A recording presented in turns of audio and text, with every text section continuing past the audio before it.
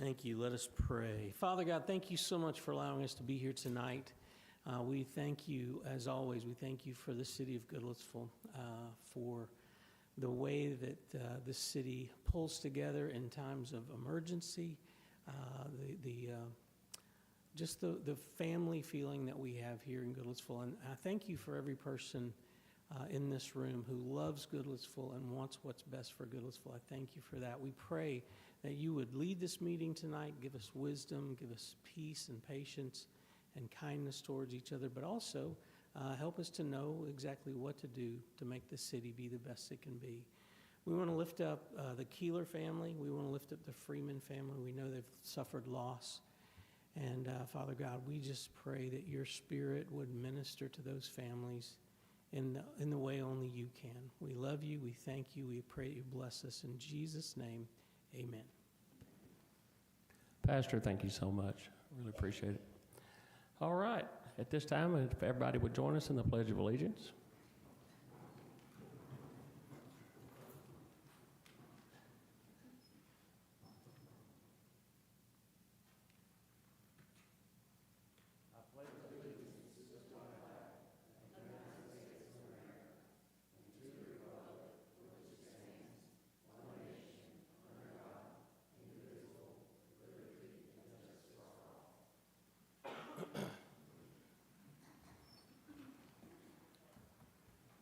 Madam Recorder, would you please call roll? Mayor Tinnen. Here. Vice Mayor Duncan. Present. Commissioner Anderson. Commissioner Gilmore. Commissioner Walker. Here. Thank you, Madam Recorder. Commissioners, before you, you have the reading of the January 8th. Bear with me here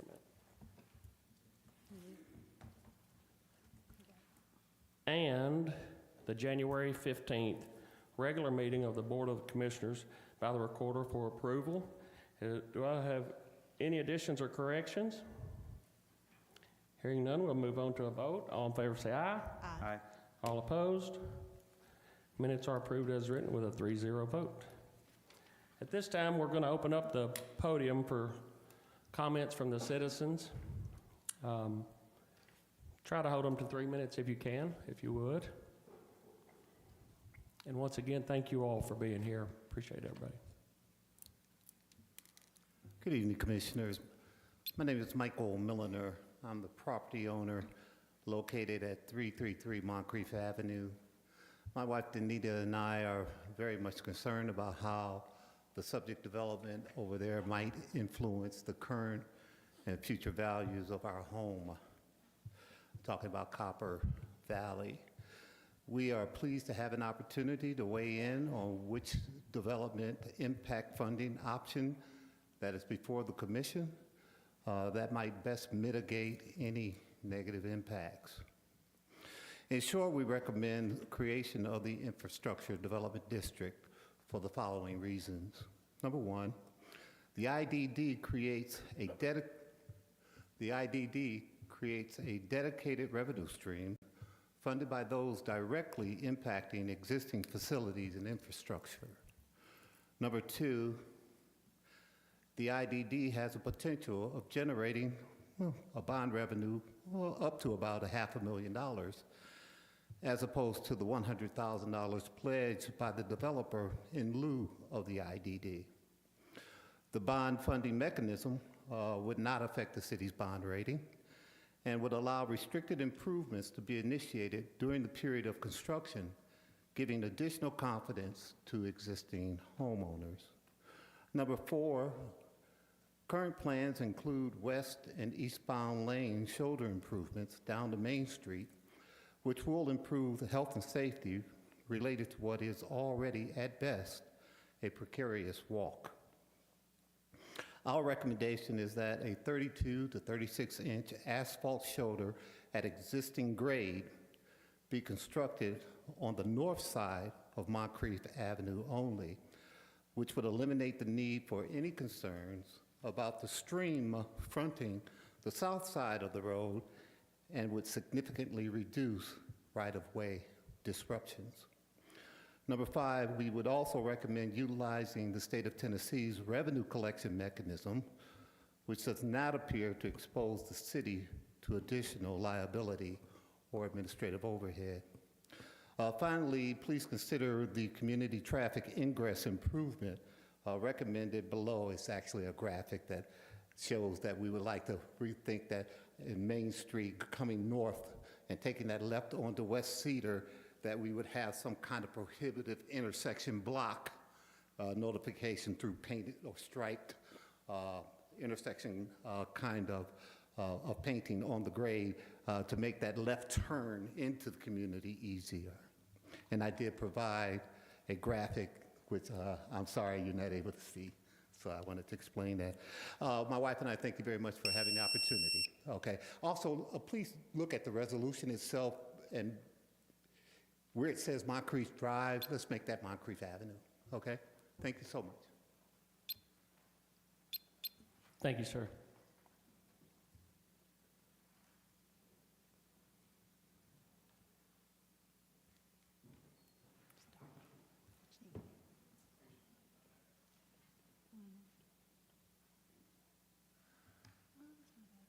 Good evening, folks. That's not bad at all. My name is Doug Mabry, and I live at 411 Moss Trail. I've got 3 things I'd like to discuss this evening, and the first one is, I know it's kind of like beating a dead horse, but we still have speeding traffic issues on Moss Trail. I know you put up the flashing signs. Now they're using that as a gauge to see how fast they can go, how fast it'll clock them. I recently saw that just prior to the ice storm. That needs addressing still. Number 2, I know on your agenda tonight is discussion of Pleasant Green. The property that my wife and I currently own backs up to Pleasant Green. The church that I co-pastor at 300 Draper Circle backs up to the park property, and I don't know what your plan is, what your goals are. I just know that there's a potential of being a big problem there, especially if there's any intent of selling that property to a developer who would put in housing. That would destroy our property values. And third, I don't know if y'all have noticed, but there's been a lot of heavier traffic on Rivergate Parkway. And if you're coming from Dickerson or Main Street down Rivergate Parkway, and you're going to get on I-65 north, that little turn in, there's room for maybe 2 cars. More times than not, the second car is sticking out in the road and you can't get by. I'd like to see something done or at least talked about putting a turn signal there. That would help tremendously. And I thank you for your time. Thank you, sir. We appreciate your comments. Okay, I'm 407 Moss Trail, and about 25% of my backyard backs up to Pleasant Green Park, and that's what I've come to talk about is Pleasant Green Park. So I'm well familiar with Pleasant Green Park. I do have the resolution. I did read it. Option 1 concerns me a lot because it depends on how you read it. I read it that there could be more to this than just the closure of this pool. You're using well, I'll get into option 1, but because of that, I want to talk a little bit about Pleasant Green Park and maybe list 4 things that many people in Goodlettsville don't know about this park that I do. Okay, number 1, this park is when it was designed, it has 2 sides that face the street. I mean the interstate, ugly interstate, 2 sides that face residential houses. The people that designed this park had a tough lift because they had to give the park privacy, and they did so with a wooded forested area around it that gives privacy. Then the internal part of the park is a well-maintained manicured lawn. I feel like the park is well-managed and kept clean. The first thing that I would like for the people in this room and the people that sees this video to know about Pleasant Green Park is that wooded area around the park is home to a lot of beautiful birds. They visit my bird bath, and there's redbirds, bluebirds, wildlife in there. And woodpeckers, just about anything that you can imagine. So it's not only it's a lot of privacy to Moss Trail, but it's privacy for the people that walk that walking trail too. They get to see woods and wildlife rather than us mowing our backyard.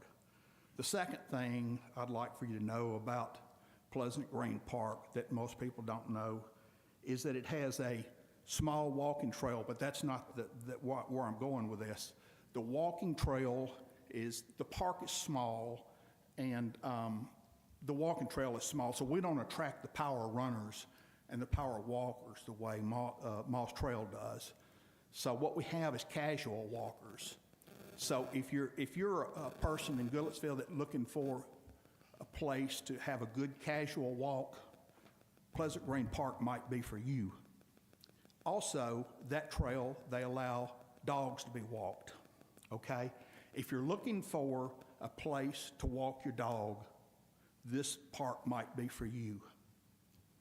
The other thing is that my neighbors on Moss Trail whose property backs up to this park are some of the best neighbors I could ever hope for.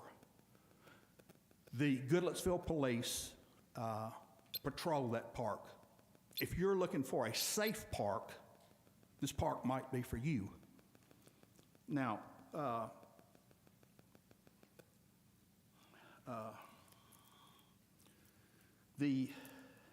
understand that swimming pools are high maintenance.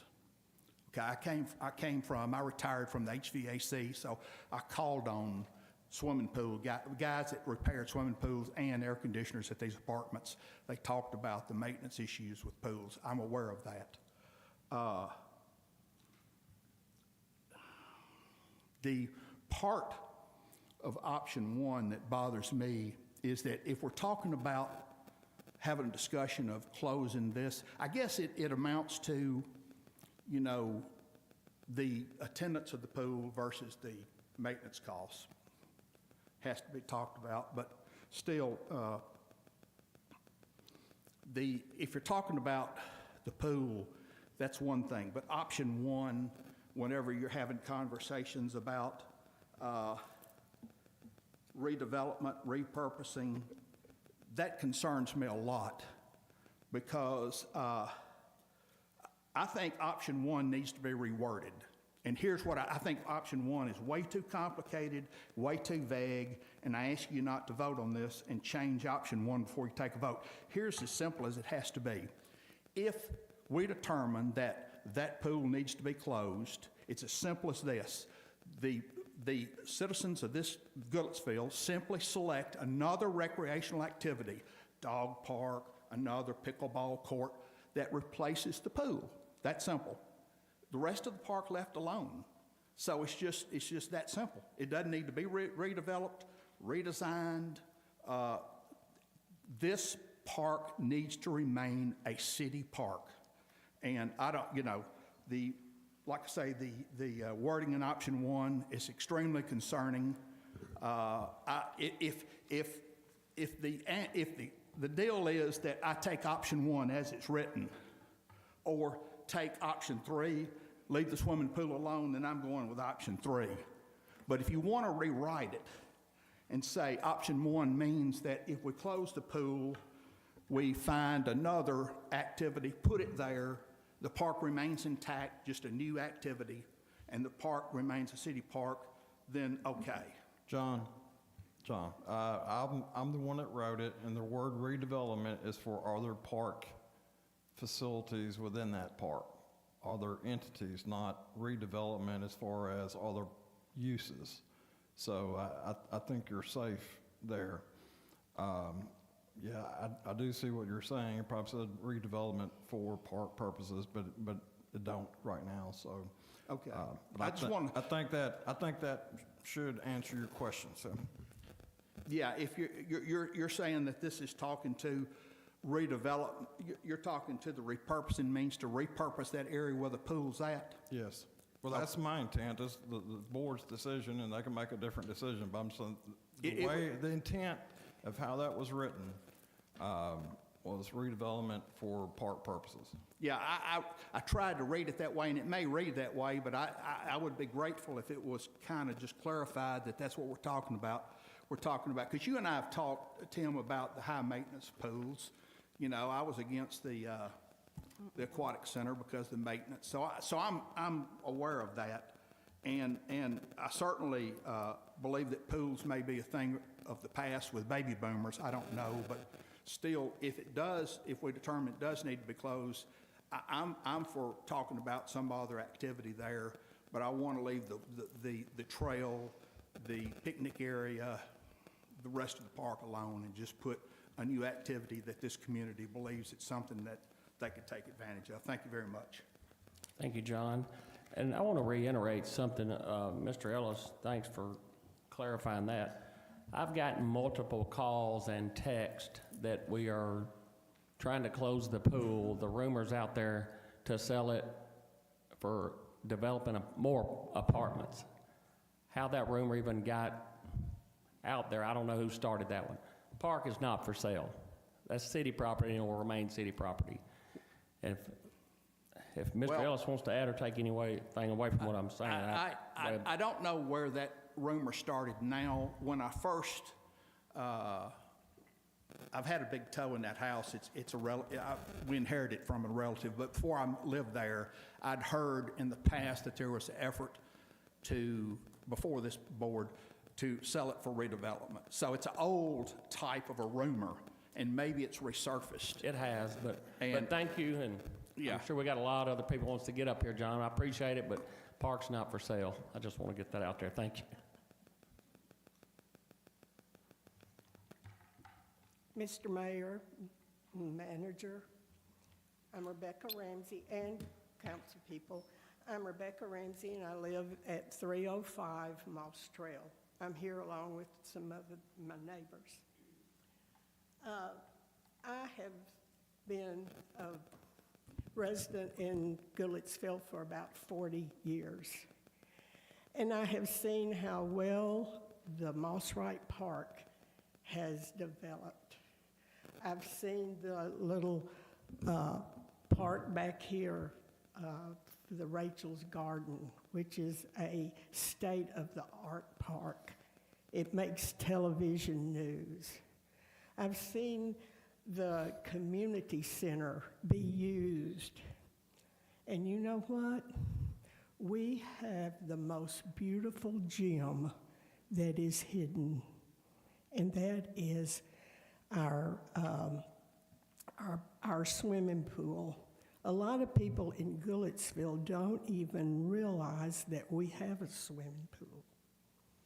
All right, it's dated, I agree. I remember when Mr. Moncrief built it, because I was actually born here and I took swimming lessons here, and I came back to live in Goodlettsville. It's not a money thing. Parks are not for money. They're for the quality of life. And that's exactly what we want in Goodlettsville.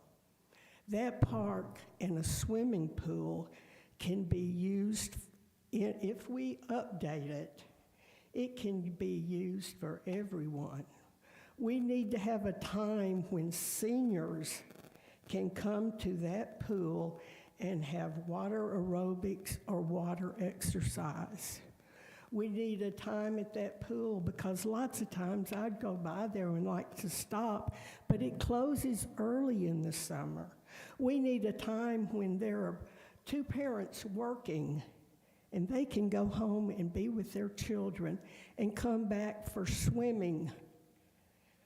Only family time. We need to do more for our teenagers. We all gather at Moss Wright Park, and people from everywhere come and want our children to play there. My grandchildren played there. We can do the same thing at Pleasant Green. I don't know if you even give swimming lessons there anymore. Sometimes we could develop a scholarship for children that couldn't afford swimming lessons. If we save the life of 1 or 2 children because they know how to swim, we need a pool. Not everyone can afford a private pool. We need it, and I know it's expensive, and maybe we'll have more income coming once the Rivergate thing comes alive. But I'm here to beg for a park that has a pool, because as a senior, that is one of the best exercises we can offer for our seniors. And it needs to be open longer. Our kids go back to school early in August now, and the park closes. There's some way we need to keep that park open for other people, that they can come and enjoy the pool. Also, I appreciate all y'all have done to keep our parks, and I like it that we have all of these little playground areas, one at Licton Pike, one at Pleasant Green, and one right here behind City Hall. We're doing everything we can to attract people. And what attracts people to Goodlettsville, people that are going to be homeowners, is the quality of life. We've got the location. We just have to keep up the quality of life. Yes, Thank you for your time. Thank you. We appreciate your comments.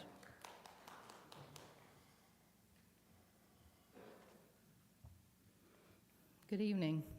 It's me again. My name is Jamie Gaines, and I don't live on Moss Trail. I live at 420 Highland Heights Drive. I've been a Goodlettsville resident since October of 1994. Back in August, I stood before you to share my concerns regarding the feeding of wildlife in our neighborhood and the subsequent problems it has caused for myself and for my neighbors. I'm here tonight as a representative for those neighbors, because I understand this governing body is going to be discussing the issue wildlife feeding within residential areas. I wish I could joyfully report that the feeding has stopped, but it has not. The feeding is still going on daily, sometimes twice a day, and the wildlife are still coming.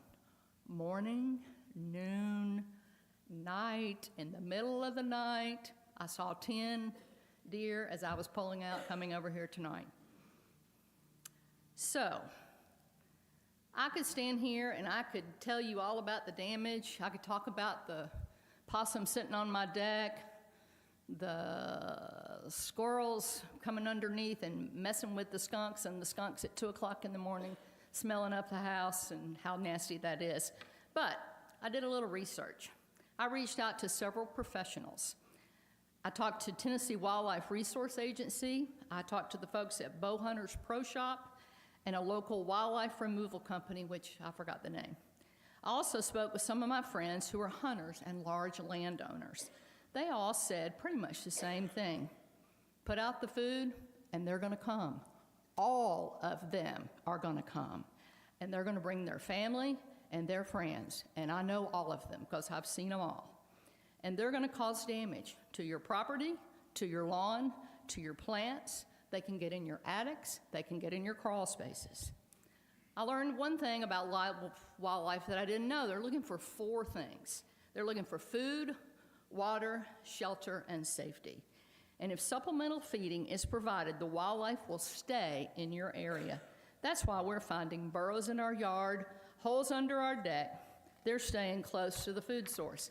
I have 3 of those, home to all sorts of animals all year long. So, another thing that I learned was safety. Wildlife When they're exposed to supplemental feeding in a concentrated area, they lose their natural fear of humans, which may lead to aggressive behavior toward people and domestic animals. As we all know, Hendersonville has struggled with deer over the past few years.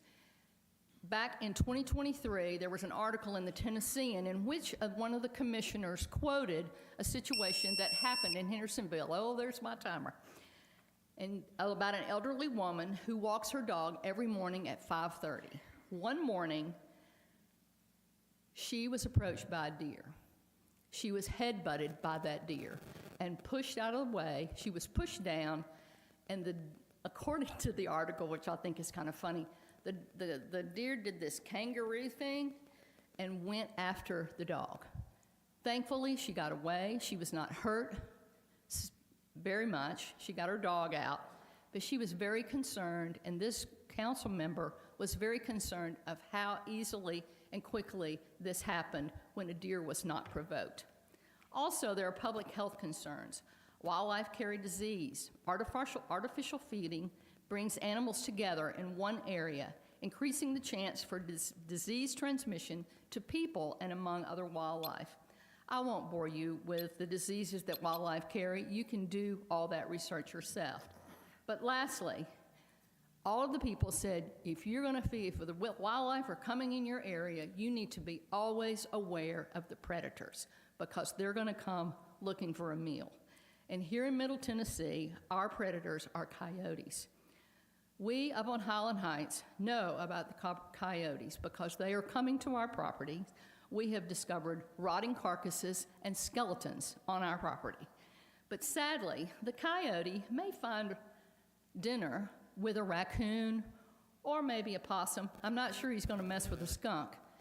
But sadly, he also may find Miss Drennan's little Pomeranian that goes out to potty and doesn't come back because there's some coyote out in the yard and takes him away. I don't want anyone here to have to deal with the issues my neighbors and I are experiencing. It's frustrating. We've been dealing with this since the spring of '23. We are concerned and we are tired of putting money into our property and then they come and damage it again. And if I'm really honest, it's really insane that this is allowed. My presence here tonight is not about me or my handful of neighbors. This is about doing what is right for the whole, for all those living in the residential area here in Goodlettsville.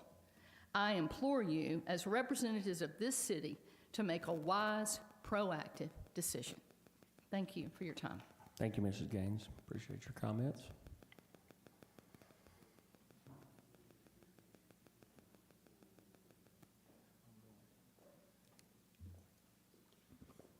Good evening. I am Darla Nickens Hunley. I own the home at 1005 Cynthia Trail, but during the ice storm, my daughter Haley, come on up.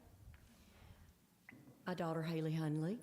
I was at my mother's home, 809 Old Dickerson. And please forgive me for reading, but I don't want to forget one word, okay? Standing here this evening, I'm reminding of how powerful our Goodlettsville community truly is, especially when faced with extraordinary and unprecedented challenges like we just had 2 weeks ago. The Goodlettsville community endured one of the most historic ice storms probably in our history, a storm that stressed our infrastructure, tested our patience, and reminded us what matters most, each other, right?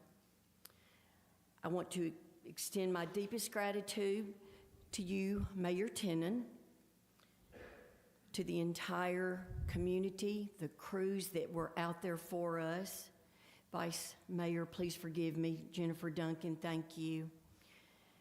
The first responders, Chief, I adore you. You, our fire crews, our EMTs, and yes, NES, it's not the crew's fault. Your leadership, your courage, and your compassion is what got my family through an extraordinarily horrible situation. As the child of a parent with cognitive issue that would have not survived it, Mayor Tenen brought fuel to my home. Nobody knows that. They don't put that on social media. And guys, I wasn't able to. I was trying to survive this, were we not? To each of you who made hard decisions, city manager, coordinated resources for us, and stood with us as your neighbor, we thank you, Haley and I. Your service exemplifies the very best of who we are in Goodlettsville. Together, we have survived it. I'm so thankful to be able to say that. We have supported one another, and we've come out stronger on the other side of this. I do believe in my heart. And Haley. Hi, I'm Haley. Like Mom said, I live at 809 Old Dickerson. My grandmother, Dot Nickens, owns the property. I just wanted to say thank you very, very much. I didn't have a clue how to even start a generator, and Mayor came to make sure I knew exactly what I was doing to help keep my grandmother warm. And she's homebound, but she wanted me to also say thank you, thank you, thank you. So.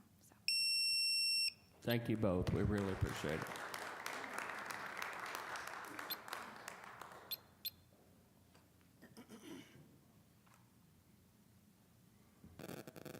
Okay, here I am again. I didn't plan on saying anything today, just like I didn't plan on saying anything last time. But when I'm hearing things, number one, I was at the community center for senior bingo today and playing senior card game there this afternoon. And when I mentioned that I was coming to the meeting tonight to, find out more about the city, because I've only been here less than a year, about a little more than a year, and I've got wanting to get involved with the city, right? And people were saying to me, "Oh, tell them don't close that pool, don't close that pool."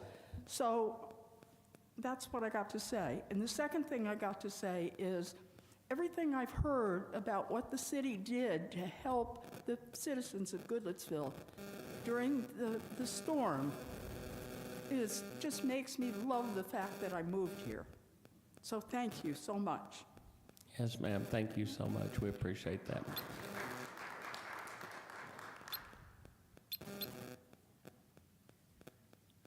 Hi, good evening, and thanks to Mayor Tenen and Vice Mayor Duncan and the commissioners for letting us come up here and speak. We really do appreciate it as citizens of the community. My name is Brian Lassiter. I was raised in Goodlettsville. Mayor Tenen was my neighbor when I was just a toddler, so I've known that gentleman pretty much all my life. My wife and I, Jamie, who couldn't be present, lives at 114 Joshua's Run and 12 Stones Crossing. Just a quick story on me. I've been living in this city since I was about 5. My dad owned a barbershop in the city, right here on Main Street, owned 2 barbershops actually. And I've played sports for Goodlettsville all my life. Worked for the city of Goodlettsville from 1992 to 2000, so I have a pretty significant history with the city, going back to when Mike Alsop was in the Parks Department.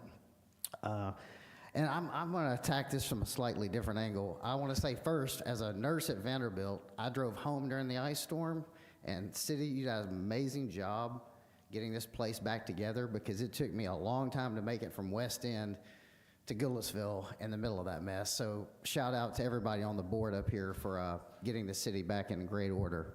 That being said, I did want to advocate for the pool from a slightly different manner from what everyone else has spoken up here. As someone who used to work for the pool, of course, it's near and dear to me. I just kind of feel like city services, historically, are just that. Those are for the community residents as a service. I don't think historically that the city has opened up anything as a profit-making entity. Like, if this is not going to generate enough money to pay for itself, then we don't need to open it. If that's the case, I'm a huge advocate for our park and the community center, but I would think it would be a fair question to ask, do those services pay for themselves? If they don't, like if you're generating enough money at the park to pay for itself, I think then that makes sense, keep the park open. But if it's not enough money to keep the park open, then why are we not discussing the park and the community center as well? Why are we just focusing on one part of land that kind of helped build this city, by the way? That pool's been there since I was a child. So I just think you have to ask yourself that question, are we closing it because it's not generating a profit? And if it's not, then are the other parks generating enough profit to keep them open? That's a fair question. And is there a bunch of people in the city that are demanding we close the pool? If they are, then I understand exactly why you're making this discussion, because that makes common sense. Nothing lasts forever. The pool would require some type of upkeep. Every one of us own a home or a car that require upkeep. So I think that's a fair analogy, but at the same time, that pool hasn't been updated in years, and it's been able to sustain itself. I'll finally leave with this. Just for those of us on the board, in 5-10 years, you may not even be in this spot. I'd hate to think this will be your legacy, that you close down something that's a historic part of Goodlettsville that helped build this community. Thank you. Thank you, Brian, and yes, it has been some time since I've seen you. You have grown up. All right, thank you.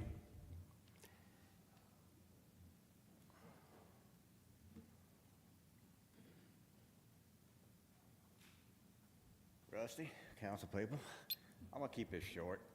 My dad worked for WC Moncrief the first year he ever had the pole, and the stories I still remember. This town and that pole has a lot of history. I'd like to see it kept open. I'll be happy to sit and talk with you two.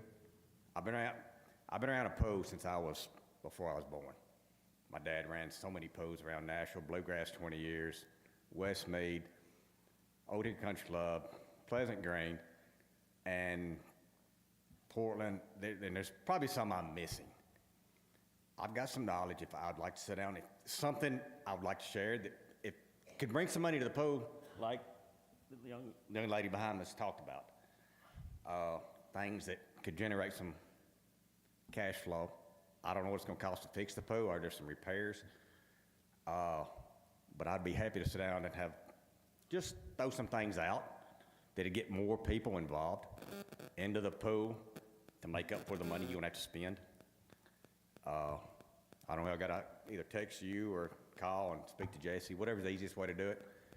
But there ain't but probably 2 or 3 people in this town that knows how to run a pool. 2 of them retired, probably now school teachers. I'm not saying I am, but I've got enough knowledge.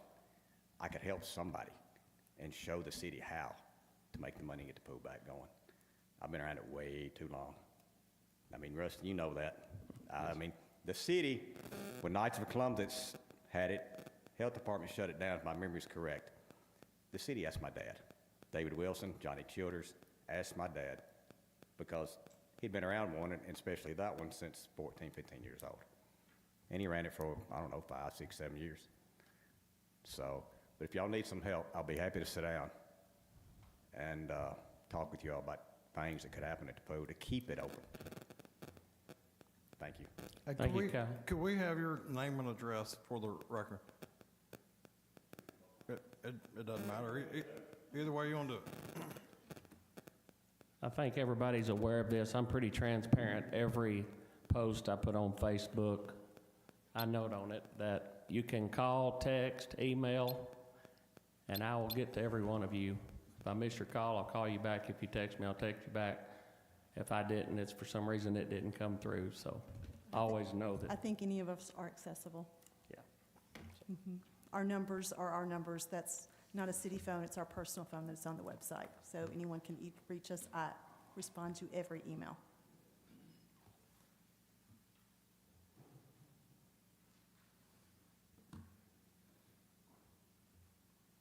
Hello, Board. My name is Stephanie Aldane. I live at 271 Parkview Place, and I'm here tonight to talk about a lot of residents, the support of keeping the Pleasant Green pool open. I have been a resident of Goodlettsville since 1978, so my entire life.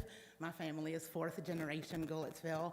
So like a lot of people, you know, my mom swam at the pool. I grew up going to the pool. My daughter went to the pool. I took her there for her swim lessons and all of that. So we all know the history of the pool. It's been in our community for 76 years, and it's a great part of the history. But again, I know that just because something's historic, you know, nostalgia doesn't pay the bills, and we just can't keep something open just because, you know, it's been here for a long time. So I guess the angle I want to go with is, you know, more about what can we do to keep it open, as far as, like, I don't think a lot of people even know we have a pool. And I know the last few years has been really hard, so that's not really a good way to kind of compare you know, and I could have this wrong, but I know it was closed during COVID, and I think it opened back up in 2023. Then we went through a period of having a really hard time of being able to hire lifeguards and all this stuff. So it's had a really hard few years, and I get that. So what I'd like to see is, you know, if we market it correctly and get the word out that it's there and that it's open, you know, would that make a difference? You know, if we try that and that doesn't happen, then that's one thing. But again, I get that it's very costly to keep it open. But again, what can we do to kind of offset some of that cost and make people know about it more and have events there? Because like I said, my family loves it. We utilize it. My daughter, you know, took swim lessons there. All these things that are a part of the community. I think one of the best things about living in the city is our Parks and Recreation Department. They are phenomenal. We've got wonderful parks, tennis courts, pickleball courts, splash pads, and I would love to be able to see that pool be a part of that. The other thing I wanted to quickly add while I'm up here again, I've lived in the city my whole life. I have kids. I'm very involved at the middle school, so I talk to a lot of other parents. And the one thing that I hear a lot, just to put this out here while I'm up here, is that parents would also like to maybe see a skate park. So again, I know we want to all keep the pool and we want the pool, but that might be something to consider if the pool is just too costly and we're not going to be able to get it maintained. I love that that area is going to remain a park and that's what it's used for, and thank you for making sure that we all knew that. But maybe that's something that could be considered. So just wanted to share my thoughts on hopefully being able to keep Pleasant Green Plunge, as it used to be known, but Pleasant Green Pool open. Thank you. Thank you so much.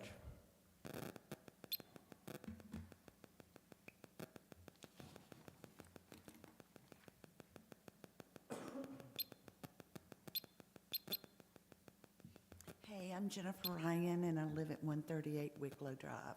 I wasn't planning on speaking, but I was born in '59, so I had 3 older sisters, and one of our best memories, even with Kathy Shepard, is going to Pleasant Green.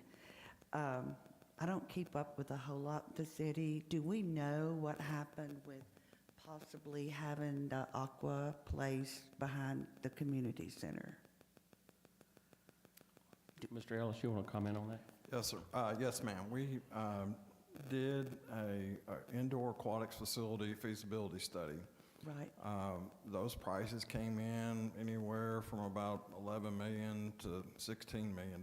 But the greatest indication in the feasibility portion of this was that it would cost us about anywhere from $350,000 to $500,000. We would lose that money in the operation. Okay. So it's not going away. It's just we're not in a position, and I can't speak for the board, but just kind of the way I say it, we're just not in a position right this moment, I don't believe, in moving forward with that project. Okay. My thought was, if we wanted to keep it open, and if we're not doing the aquatic thing, my first thought was sell it to the YMCA, but we can't sell our park, I don't think. But I think a lot of people in Goodlettsville would love to have a YMCA. That would be nice. They could still have the park area.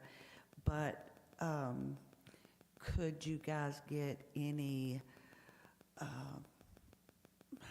could y'all get anybody to come and tell us what it would be, how expensive to enclose it? We already have the park in. We already have the concession stand, which we would probably have to add on to that or something, maybe for dressing rooms or how they would do that. But what would it be like if we had we enclosed that pool, and it would be wonderful to have swim meets. I mean, you can see it right off the interstate. Our new exit that we've got going on is wonderful. I know it's caused a lot of traffic problems, but it's like putting Goodlettsville on the map to me. But if somebody could manage that property, and instead of having everything at Moss Wright Park, why don't we start incorporating having some things at Pleasant Green to the ones that don't even know it's there? But yeah, my recommendation is maybe get thoughts together what it would be like to enclose it and to have swim meets and have places for people to go do activities and swimming in the winter. Thank you. Thank you, Jennifer.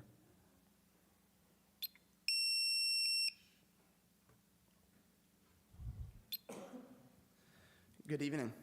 My name is Jordan Slaughter. I'm also here to talk about the pool. Like so many of us, I think it's safe to say that nobody here wants to see the pool closed. I don't think any of you guys up front want to see the pool closed as well. The question comes, can it maintain itself? And is it going to be a benefit to the community?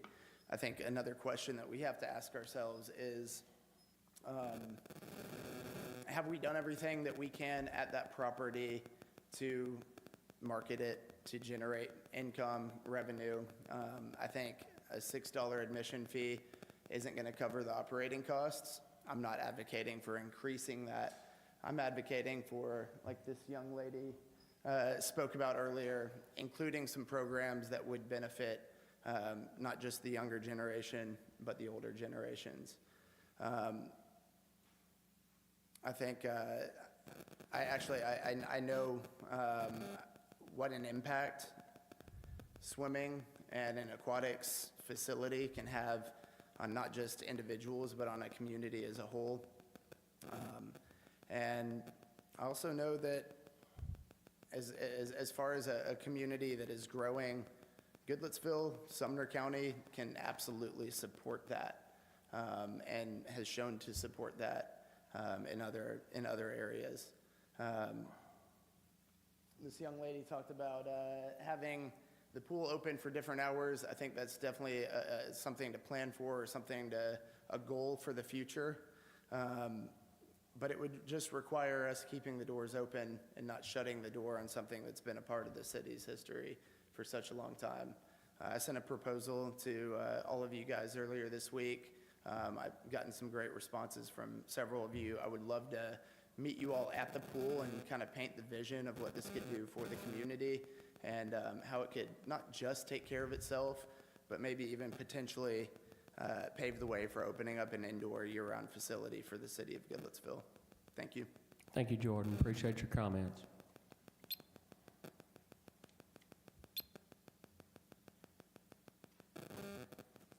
All right. If everyone is finished, we're going to close this portion of the public hearing, and I'm going to turn it over to our city manager for some comments from Mr. Tim Ellis. Yes, sir, Mr. Mayor and Commissioners, I was actually going to read something that I had posted a few weeks back about the ice storm, but I'm not going to do that now. I'm just going to take a pause and just want to say I want to thank each and every employee and each person in the community and how they stood together through the ice storm of 26, which will be commonly known. Throughout the response to the ice storm, I witnessed firsthand how deeply committed our employees are to the city of Goodlettsville and serving the citizens of our community. I saw that firsthand, and I can never thank them enough, and I can never realize how lucky I am to have such great people to work with. And I will stop there in that regard. But I do want to give some facts. I've laid this at our city commission's desk this evening. During the ice storm, there was 149.3 tons of salt used in road clearing. 80 miles of roadway were treated for snow multiple times. 51 roadways were cleared of downed trees on January 25th alone. Now keep in mind, this is the whole time while still trying to clear streets of snow and sleet and freezing rain, but also crews that were removing the trees. Within 16 hours, all roadways were made passable unless they involved electric lines. Fire department made 117 calls for service between January 24th and January 27th. And in the middle, well, actually the first day of this, there was a significant house fire. Police department, 320 calls for service, January 24th through the 28th. 51 City Fix submissions opened and closed between January 24th and January 31st. Approximately 45 in-person welfare checks between the police department staff and fire department staff. 220 phone calls of welfare checks of those that are registered with our tax freeze program and through our senior citizen program at the community center. That was done by our recreation staff. Communication staff put out 30 weather-related communication releases by way of Facebook, mobile apps, and Notify Me. There were 3 warming shelters that were enabled. One at Delmas Long Community Center, open for 68 hours, had 73 total visitors. Faith Presbyterian Church, open for 120 hours, 24-hour day operation, averaging about 20 people per day. Brother Toby, you're my man. I mean, he's the one that made this happen, and I can never thank you enough for where you have stood in all this. And that occurred at Faith Presbyterian Church, who opened their doors to those in need. Also, Point of Mercy Church on Glee Street were willing to open their doors, even though we did not have to utilize it. They were there for us. There were 335 hot meals served to those in need. 2 showering facilities were established, thanks to Mr. Swagger. One was at Connell Memorial Methodist. The other one is at Goodlettsville Church. 11 pallets of water were stored and distributed to those in need and those assisting in recovery.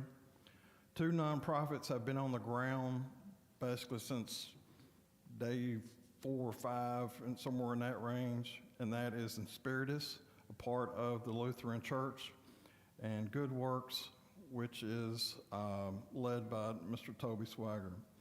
And 1 volunteer base headquarters where First Baptist Church has opened their facilities for Inspiritus to be housed, showering facilities, kitchens, and so forth.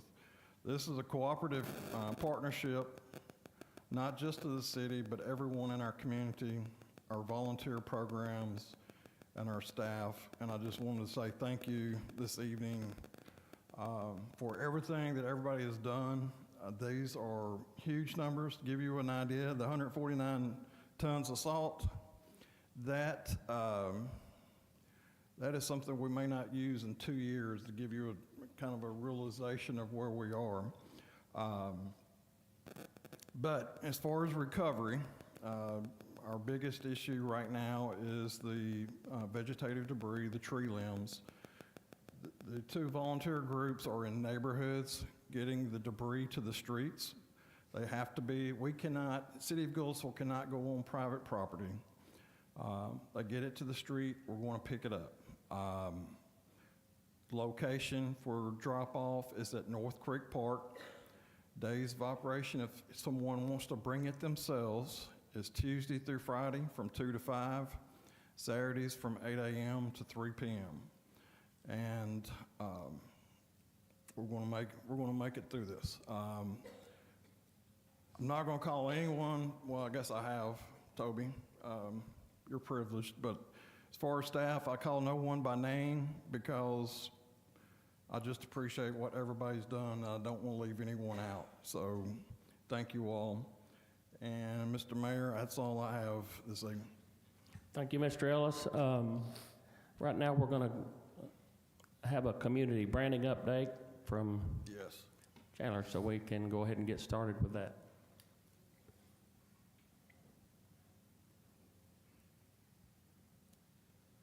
Hello, Council, Mayor. All right, so just formally on the record, my name is Steve Chandler with a company called Chandler Thinks, and our company embarked a few months ago, I guess right before the holidays, to start the research process of this community branding initiative. And I want to give you an update. Some of you saw a more informal, a stronger presentation or a more lengthy presentation. We did a lot of research. You'll be glad to know I'm not going to cover all that tonight. I just want to get the highlights so we're on the record of what did we learn out of this, and that's really what where my emphasis, there's a couple things I think it's worth bragging about for this process. So if we could, thanks, Allison. So real quick, just to, again, remind everybody why you all chose to do this, right? The goals of this project, like any strong organization, there's reason to believe we're maybe a little fractured in our identity, not lack of consistency, and we want to bring those things to the municipality, the city of Goodlettsville. So we want uniformity. We want something that's going to harness pride, which you're seeing a little bit of that tonight, I see. It's important that we represent ourselves in a highly competitive Middle Tennessee community as we present ourselves as relevant for community and economic development where appropriate, right? We want something that is adaptable. We have a lot of services, and we have to make sure we can appeal with Parks and Rec, but also with community development, also Public Works and others. And then something that's maybe most important is it needs to be authentic. We need to make sure we're the best Goodlettsville that we can be and not try to be anybody else. And those are the objectives you set forth. So that's what we're out to accomplish. Just a quick little reminder what this process looks like. There's really 4 phases of it. There's a research phase, a strategy phase. What are we going to do with the research? A theme, which when people think of branding, they go straight to the creative, the thematic part of it, but also a plan. And today I'm really reporting on the first 2. We've done all the research, and what are we going to do about it? After tonight, we move forward on actually the storytelling part of it, creating the narrative and other elements of branding. But tonight I'm just going to report on the research. All right?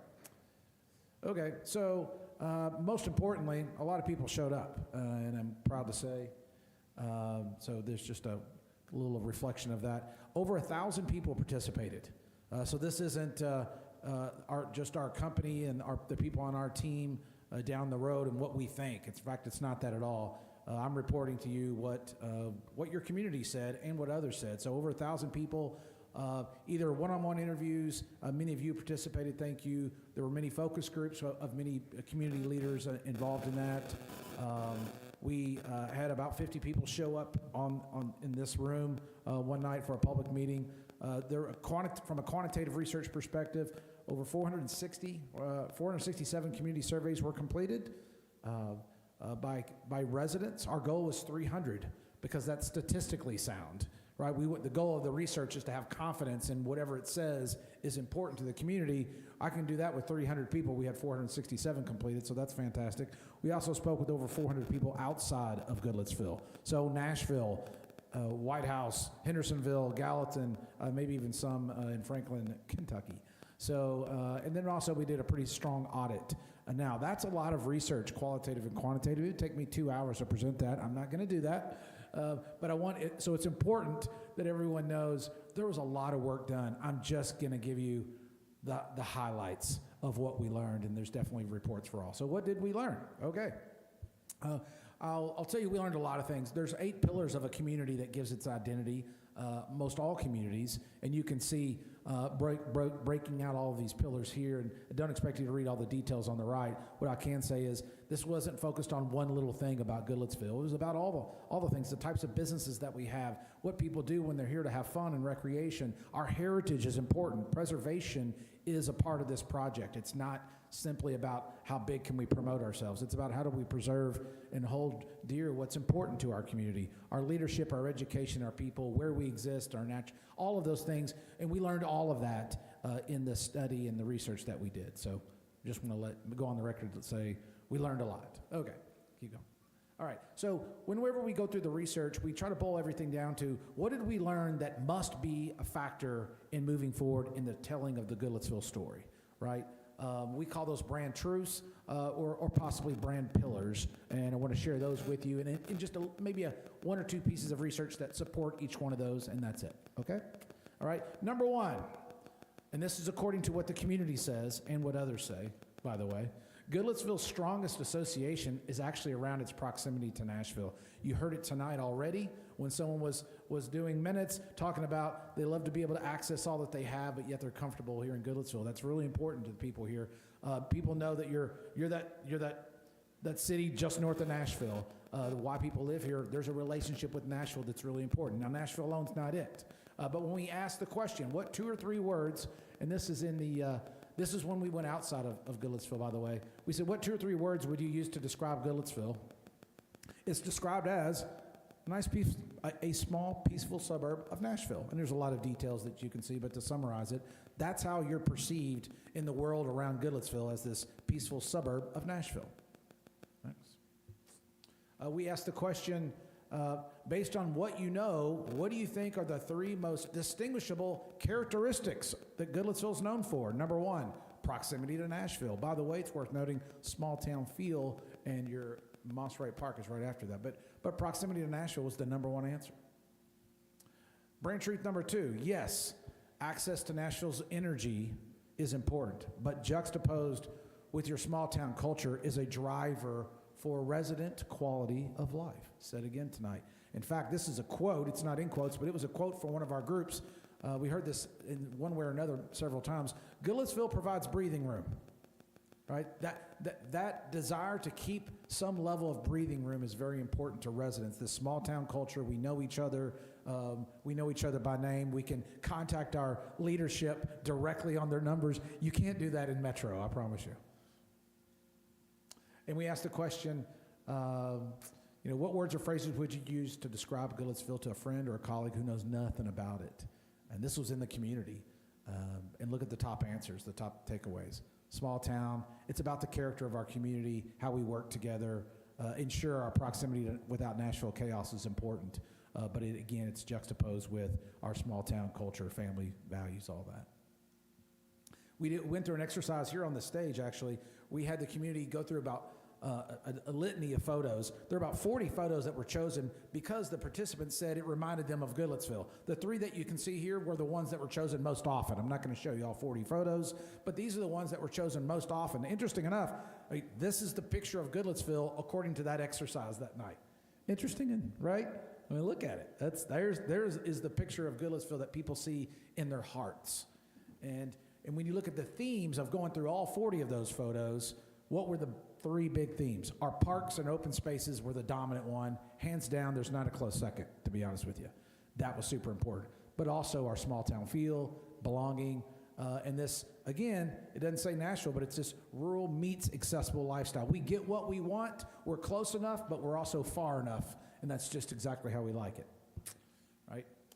Here's some quotes just to go with it, right? This picture describes Goodlettsville perfect to me. A great community to watch your family grow, home-style cooking, local flavors, comfortable and homey. I think these are the things that are important to the community and the residents. Next brand truth. Okay. This isn't the fun part about being a consultant, but I have to be honest when the research supports it. Today, that's a transition, a moment in time word, council. Today, Goodlettsville has a bit of a fractured identity. You didn't ask for it. It doesn't mean it's always your fault, but there's a number of reasons. The most notably what came through in the research, some from you all and some from outside as well, is, there's not a clear sense of place. Now, Moss Wright Park is the hero. It is the hero over and over and over again. It became the default answer anytime we asked the community something that they loved. Moss Wright was always at the top. But having a sense of place to do commerce and to do things and to have community outside of that is a bit of a concern for some. Highly visible road construction, we all know about that on the interstate. It's not our fault. That's the TDOT, right? So we have a little control, but nonetheless, that's the exit. It's right there outside of where people see the Goodlettsville signs. So people associate that with us. Our research showed that. But of course, we also have plans for what's going on in Main Street. But right now, it's all bumpy and stuff. Again, it's a moment in time, but it does affect our image. Good for us to remember as we move forward. Troubled Rivergate associations, yes, outsiders think Rivergate. And we're next to Nashville, but that's a beast. Nashville is a big honking beast, and we're always at risk of blending in with that, and your residents are very aware of it, and they don't want that to happen. Next. So a couple pieces of research that support that. When you think of Goodlettsville, what's the first thing that comes to mind? Rivergate Mall, and you can see the details. Now, small towns there, more utilitarian shopping, which usually goes with Rivergate, although your antique stores did come up in your boutiques. But Rivergate is the number one thing outsiders associate with Goodlettsville. Now, there's a transition, remember? The good news is future Rivergate plans, completed construction projects, Yes, on the interstate, but also downtown. There are a lot of things on the horizon. There's a lot of things that the city's been working hard on developing, and what that means is we've got to be intentional with our image. That means as we do things, let's do it in the way that represents Goodlettsville. As we develop, if we bring in benches for our revitalized Main Street area or street posts or street lights, let's do it in a way that reflects our small town values, not one that looks like it could be Nashville. That's what that means as we move forward. All right, so our strategy and really what we said, what all this research means and what we need to do moving forward is this. Goodlettsville must claim and protect its small town character while embracing the perks of Nashville. That's part of it. That's part of the proposition of living in Goodlettsville. Nashville's there, but not at a sacrifice of our small town character. More importantly, it needs to create a foundation for its own identity. Honestly, Goodlettsville, probably over the years, pretty humble community. And it probably hasn't done the best job of saying, look at us, here we are. You like to be involved in the community, and you've kind of blended in. But because of what's happened around you, the result of that is you do not have a strong identity. And so be intentional again, create a foundation that says this is who we are and what we're about, and that includes your sense of place. Your identity is driven by what you look like right now in some areas that are transition, right? So yeah, be intentional every single project, how it shapes your identity. I think that's important moving forward. I think that's it. All right, and like I said, next steps for us are then taking all of the research and turning it into our story, which is the research is a reflection of what Goodlettsville is today and where it's going, and the branding moving forward should be the same thing. Chandler, thank you so much. A lot of time, a lot of effort, a lot of work, and I don't think it could have been handled any better. Commissioners? Comment? Great, cool, thank you. Thank you, Chandler, appreciate it. All right, at this time, we're going to move on to commissioner comments, and I usually hand this off, but I actually want to speak. This one is, I didn't prepare nothing for this. Really overwhelming, don't even know where to start. I have no bullet notes. This is just coming from the heart. First off, I want to say, excuse me, about, I don't know, it was 3 or 4 days before this event even started, I accidentally walked in on a city staff meeting that Mr. Ellis was preparing in case the ice storm hit. So I got to sit and listen to what he had planned or laid out for what could have or might have and did happen. So with that being said, I got to see he had all the directors here of every department. I sat and listened and observed and thought, wow, pretty amazing that he's this prepared, we're this prepared if it happens. Well, it did. I'm at a loss for words for what Mr. Ellis, our city staff, I've told every one of them that I've ran into, there's not a city in Middle Tennessee that even come close to what you guys did. I mean, second to none. I've tried to thank every one of you guys. I'm not going to call out names because it is every employee of this city stepped up to the plate. I don't think there was a city anywhere that took any harder of a hit than we did, and there is not a city anywhere that had their streets cleaned and passable before anybody else, whether they got the bad or the good. We had the worst, but yet was the first.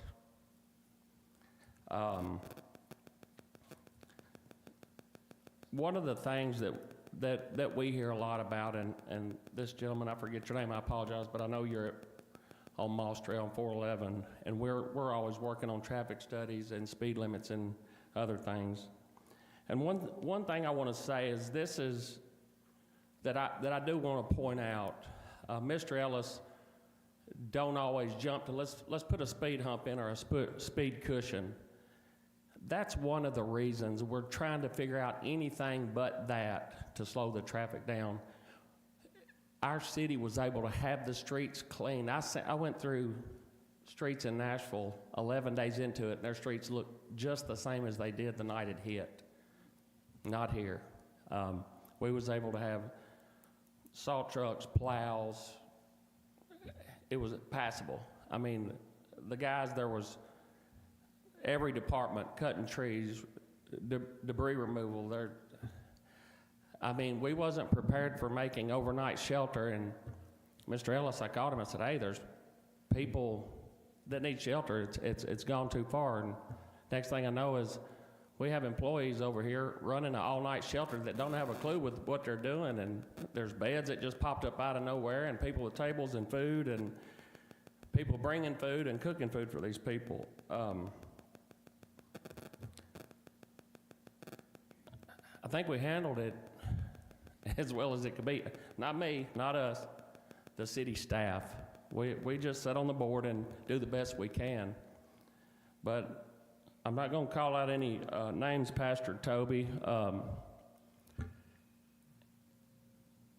He called me on numerous occasions, or I called him, and he was either calling me saying, hey, can we help this person for this reason or that reason, and vice versa. I was too. Or every time I called Mr. Ellis, he said, Mr. Toby probably has the answer. So I am going to say thanks for what you, it was all hours of the night I was reaching out to you, and we all was. Thank you so much. I guess the best performance in the United States from every city employee. I'm going to quit because overwhelming. But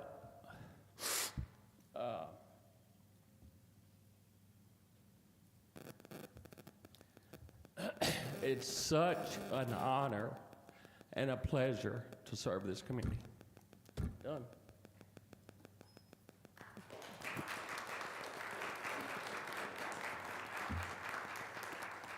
That sums it up. I don't think we can say more to that, but I truly saw neighbors helping neighbors, which is what our community is about. We're small, but we're mighty. I saw people coming out, shoveling roads, people calling every board member, and we answered every single one. So I am so proud of us all working together. Even the two that aren't here tonight that are unable to be here, they went above and beyond as well. So I applaud our staff, and I applaud our city. So thank you all. Take it home. Yeah, my turn now. Completely agree with everything Mayor Tenen and Vice Mayor Duncan said. I'm not as eloquent off the cusp, so I had to make a couple of notes. But yeah, to all of our departments, thank you. The dedication, tireless work that everyone put in was very visible in our community. I think I spoke to more constituents in the past couple of weeks than I have during my entire time in office, and everyone just got it done, and that was very evident from everyone I spoke with. Severe weather events like this require coordination, some very long hours, and willingness to respond at a moment's notice, sometimes not even really knowing what you're doing, like the mayor said at the warming center here at the community center. But teams delivered on all fronts, from public services, administrative support staff, and first responders. Everyone just kept everything running smoothly, and it's the professionalism, teamwork, and commitment to this community. It just did not go unnoticed. So thank you to everyone who volunteered, put in some extra hours, the business owners who stepped up, and just people that just called anyone and said, hey, what do you need? What can I help with? We got through it all together. So thank you all for that. And something that I'd also been working on since late last summer that we did not plan to occur last week was Goodlettsville Restaurant Week. And it ended up being the perfect time to support our local restaurants more than ever before, because many of them were without power for multiple days. And when you're a business owner and you lose a day of revenue because you don't have power, that's impactful. And so couldn't have been it couldn't have been better timing to have Goodlettsville Restaurant Week as a dedicated week to get out and support local and let our local restaurants know that this community cherishes them. And I'm very excited. So we've run the numbers with the Goodlettsville Chamber, and we had 1,400 participants check in at restaurants across the 22 restaurants in our city. And it generated an estimated, and I'm so proud of this, an estimated $20,000 in direct restaurant spending here in Goodlettsville. And that's from everyone that participated, that showed up, that brought your friends and family out and tried a new restaurant or supported your favorite one. That is absolutely amazing, and I think it sends a message to the community and to the larger Nashville region that restaurants come on to Goodlettsville because we're a community that we like to eat, we like good food, and we can support you when you come here. So thank you for everyone who participated in that. And that's all I have, Mr. Mayor. Thank you, Commissioner. Thank you, Vice Mayor. Now we got our composure back. We'll get on to business. I apologize, but once again, I just want to say it is an honor to serve. All right. Mr. Ellis, we're going to move on to unfinished business. Would you please consider ordinance 26-1132, please? Yes, sir, Mr. Mayor and Commissioners. Is ordinance 26-1132, an ordinance calling for the election of 2 city commission seats set to expire November of this year. This is second reading. Mr. Mayor and Commissioners, staff recommends approval. Thank you, Mr. Ellis. Do we have a motion to consider? So moved. Thank you. Do we have a second? Second. Thank you. Any discussion on this item? Hearing none, we'll move on to a vote. All in favor say aye. Aye. All opposed? Ordinance passes with a 3-0 vote.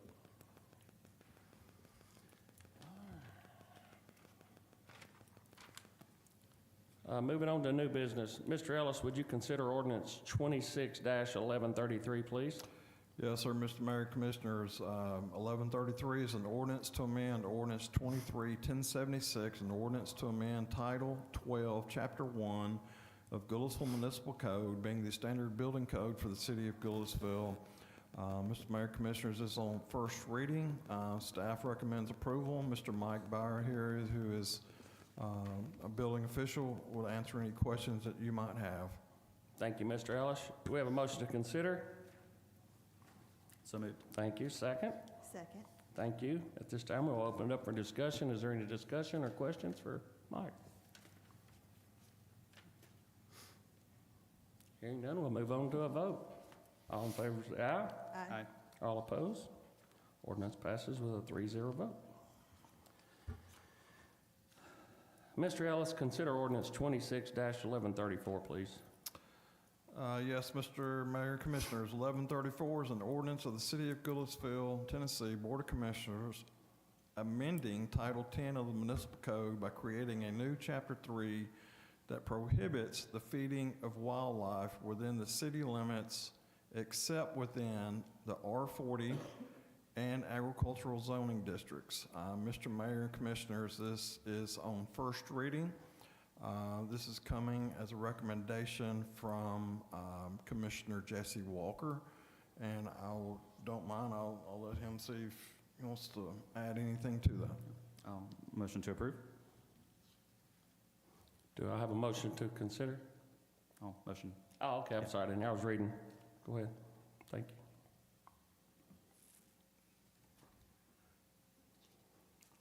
Do we have a second? I'll also say I have an amendment as well if we can get to that point, but we may not.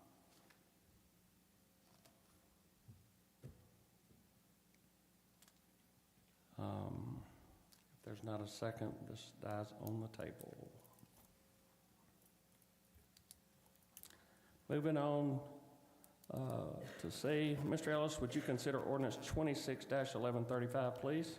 Yes, sir, Mr. Mayor, Commissioners, is an ordinance of the City of Goodlettsville, Tennessee Board of Commissioners amending the Goodlettsville Municipal Code relating to emergency services by creating a new Title 21 entitled Emergency Services, Chapter 1, establishing definitions, authorizing emergency powers, the city manager, and providing for effective date. Mr. Mayor and Commissioners, coming from what we just experienced and looking at what other municipalities that are under the commission, manager commission charter, this basically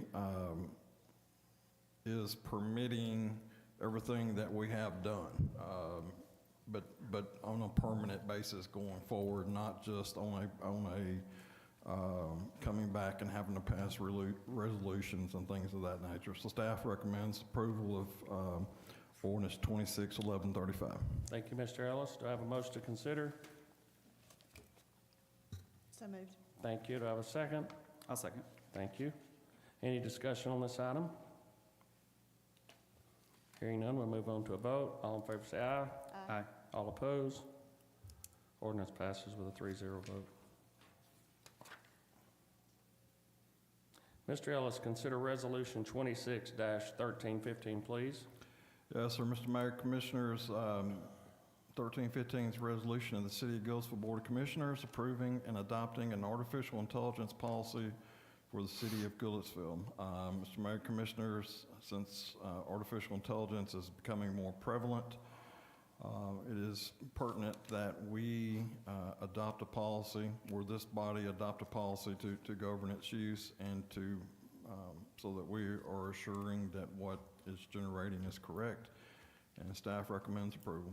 Thank you, Mr. Ellis. Do we have a motion to consider? So moved. Thank you. Do we have a second? Second. Thank you. Any discussion on this item? Hearing none, we'll move on to a vote. All in favor say aye. Aye. All opposed? Resolution passes with a 3-0 vote. Mr. Ellis, consider Resolution 26-1316.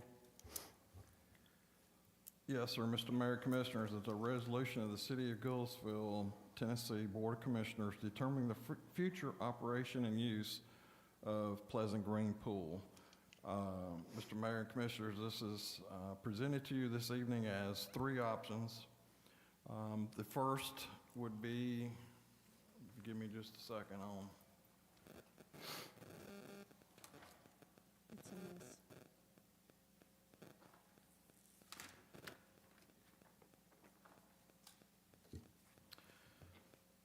Option 1 is to cease operations and for future park planning. Option 2 is limited operations for the 2026 season only, and the intent was for operations to terminate after the 2026 season. And option 3 would be to continue operations with full services as has occurred. Staff is coming to you all with this, with full data information before you all, and myself and Ms. Jennings is here to answer any questions you might have. Thank you, Mr. Ellis. Do we have a motion to consider? So moved. Thank you. Do we have a second? Second. All right. This opens us up for discussion. Who's going to start? You go ahead. Yep, Feel free. it's okay. Vice Mayor. Go ahead. It's okay. I'll take a second. Go ahead. Okay. Mayor. Certainly. Go ahead. Certainly. Okay. Certainly. No surprise, I have notes as well. Make sure I'm on the right page. All right. Well, I appreciate everyone that's here tonight for this, and everyone I have had the pleasure of speaking with in the last couple days, and I guess over a week now. Sometimes the most difficult part of public service is weighing decisions that affect people's memories, the nostalgia, and the future, while also balancing community priorities, limited resource, and long-term fiscal responsibility. Over this last week, I've heard from many folks, residents and community members who have some just moved to Goodlettsville in the last year, some have been in Goodlettsville for generations. They called me, they've emailed me, texted me, they've Facebook messaged me, Instagram messaged me. I've spoken to them in person as well, and overwhelmingly I've heard people want the pool to remain open. What I'm hearing the most of is awareness. A lot of folks don't even know it's still there. Some people think it closed years ago or never reopened after COVID, and I was hearing that a lot. And also for additional marketing. There's people that are aware of it but know that it's not marketed well enough across the region to maybe bring in some more people. So I'm just going to put a few ideas out there that I've spoken with residents about. One is for like a focus group, or call it what you want, but a group of community members to strategize and advise park staff and ourselves of ways to improve the pool operations and programming to increase the revenue, generate new ideas. Another area to explore is, I've spoken to groups about this as well, outsourcing operations to a third party who could fully take over all operations, events, hiring, training of lifeguards, concessions, pool maintenance, in order to offload those obligations of city staff so they can focus on other things while maximizing the use of the pool. Or we could double down and keep doing what we're doing internally and come up with a plan to better market the pool, expand hours, hire more lifeguards, host more events, and truly just try whatever we can. At this point, I don't think we have anything to lose, and I want to exhaust all options before we would consider closing the pool. So at this moment, I can't support closing the pool until I'm confident that we have reasonably tried all of those options that are at our disposal, that are reasonable, to revitalize this very beloved community asset. And I'll turn it over before I make any other motions. Go ahead. Thank you. I'm going to turn it over to you, Vice Mayor. I'm still reading some stuff. That's okay. I prepared some stuff too, because we always want to make sure we get all our thoughts together. And when I actually first wrote this, I assumed all 5 of us would be here tonight. So first off, I want to acknowledge that the 5 of us, imagine they're all 5 here. 2 of us, unfortunately, are not here tonight due to no fault of their own. We all sat together after one of the most devastating events in the city, Ice Storm of 2026. Over the past week, we have all worked together tirelessly to help our neighbors find shelter, secure hotels, transportation, clear fallen trees, make sure essential needs, food, water, electricity are restored. And I am deeply proud to say that everyone on this board cares deeply about the people of Goodlettsville. Our efforts, the time we committed, and our unwavering dedication to all of you during this difficult decision speaks volumes that we do care.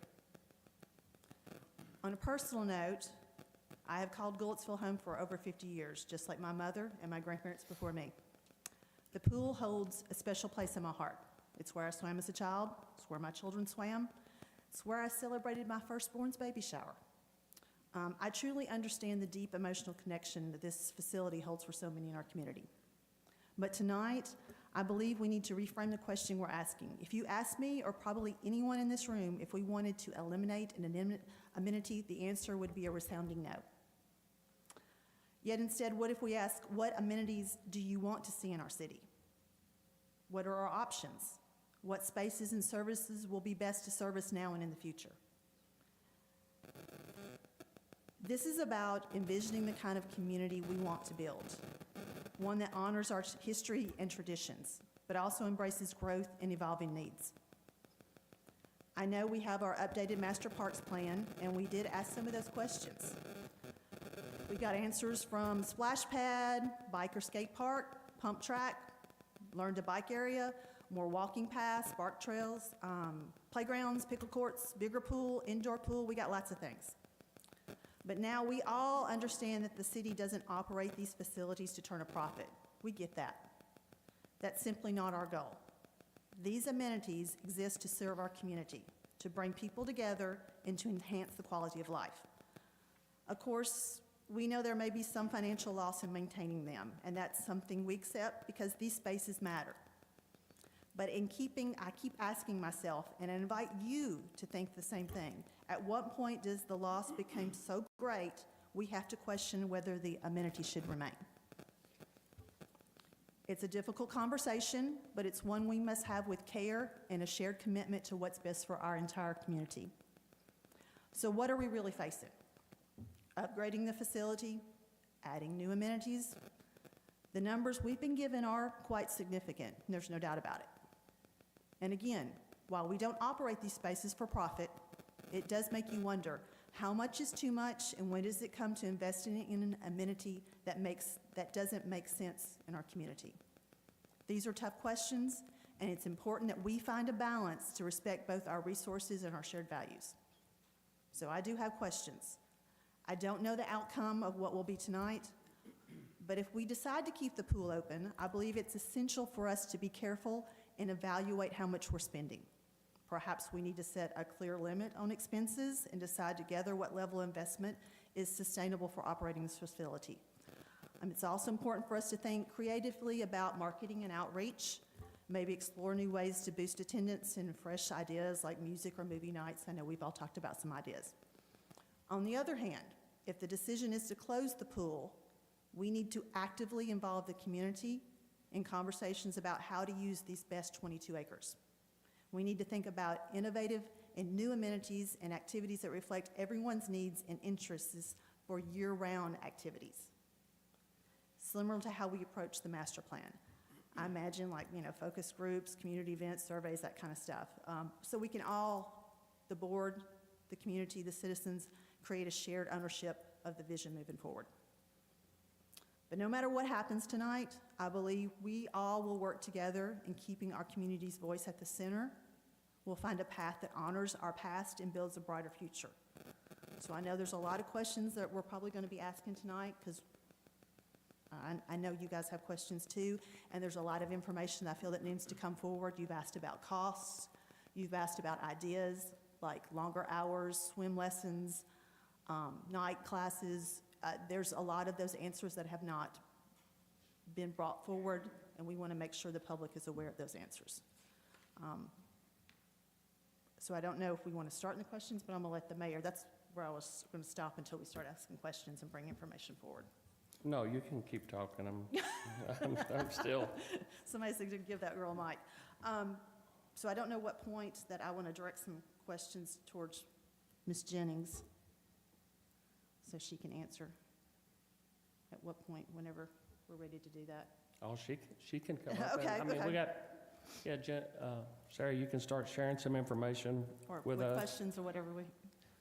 I do know that we have done marketing, and I'm not sure people are aware of what we've done and how much we've spent, because I understand we've marketed this park more than any other park in the entire system. Is that correct? We have.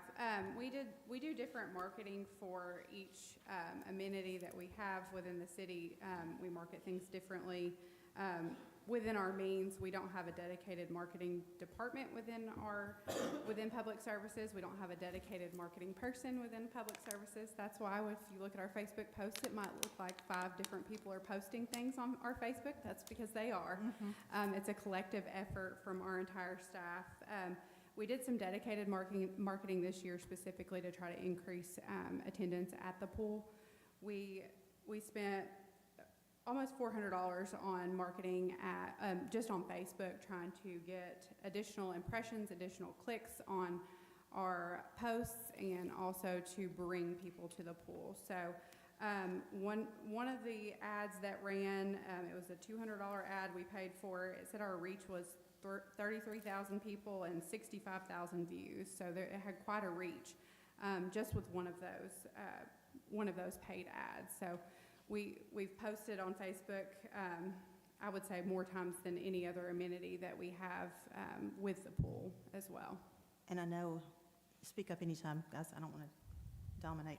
Inadvertently, last year, we had some posts from another hip site that said we were closing, so it brought awareness inadvertently that we weren't closing and we were open, but I don't feel that it really made a difference in our attendance because it still was down from the year before, correct? It was down from the year before, yes, ma'am. I know people asked about hours of operation, why they're what they are. Yeah. Our hours of operation, we've had the same hours of operation since I've been here. I've been here 8 years, and they're pretty typical for a public pool. The evenings have been used for swim lessons in the past, or even for private parties. So that's what we utilize, those evening hours, and those evening hours from 6 to 7, or sorry, I think it's 6 to 8.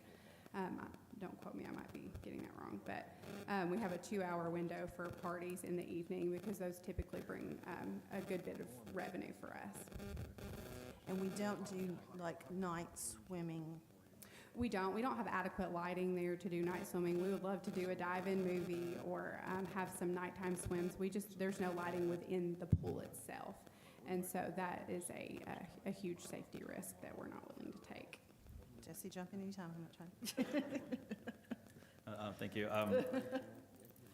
Ms. Jennings, could you talk a little bit more about if we were trying to expand to more swim lessons or events or things like that. Do we have enough staffing city-wise to do that, or would there need to be more roles hired for something like that? So we used to offer swim lessons prior to COVID, and after COVID happened, we went through several years where we were unable to obtain lifeguards. So we have a very fresh group of lifeguards, newly certified lifeguards at that. And so we don't have a WSI certified person on staff who is able to teach swim lessons and has that American Red Cross certification to teach swim lessons. And so that's something that we would have to get our employees certified to do. It's something that we struggle trying to find them a place to get certified in the beginning of the season, and so that would just be an added thing that we would have to try to find and then also pay for that cost of that.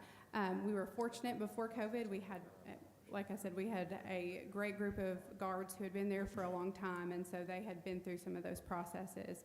And then 2 years prior to COVID, we had an employee that worked for us that came in and kind of took over our Learn to Swim program.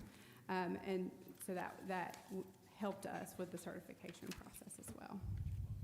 Is there, and I'm just throwing this out because it was brought to me in the past week, is there any discussions, or what would it look like if we, or could we even like outsource full operations to some third-party group that did have all the right trainings, tools, resources, connections, could maximize early morning swims, evening, all the things, and it just was hands off? Is that even something we could look at? That is pure, that is a possibility, but we have explored it in the past, and from a financial piece of it, they were still looking at more of a public investment than the private side of it. So really, there's three great issues. One is we have a pool that's 77 years old, and it's great for the community. I don't take away from that. But a lot of the inner workings in the pool is 77 years old. The other part is coming back from COVID, we had to start paying the lifeguards probably about twice of what we were prior to that. So that pushed it to a level in which it was not going to break even. We just knew it was not going to break even. And I had this resounding great number 3, and I can't remember what it is right now. But we have, it was a company out of Nashville that we spoke to, I guess, prior to COVID, probably prior to you coming to Goodlettsville. And it was just something with that company. It's the only one we could find that it just would not work.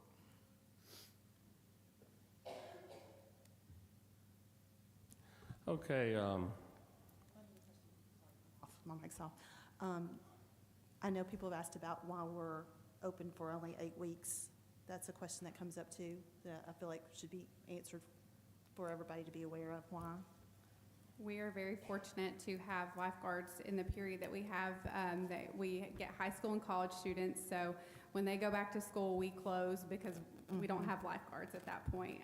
We have a great group of lifeguards, and we'd love to keep them all year long, but that's just not something that we're able to do. So that's why we have that smaller window, and that typically happens in an outdoor pool. We also don't have an indoor pool. A lot of places that have an indoor pool are able to feed their lifeguards and rotate them through their indoor and outdoor pool throughout the summer. So not having an indoor pool, it hurts us in that aspect.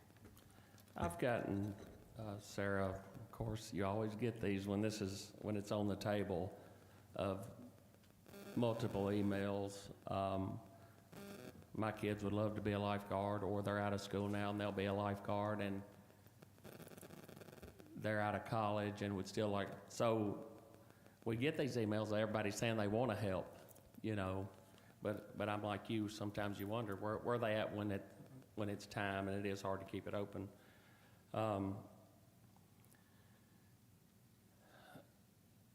My comment, I rode my bicycle to that pool every day, every summer. I lived off a Moss Trail, so that was the only place I had to grow up, was at Pleasant Green.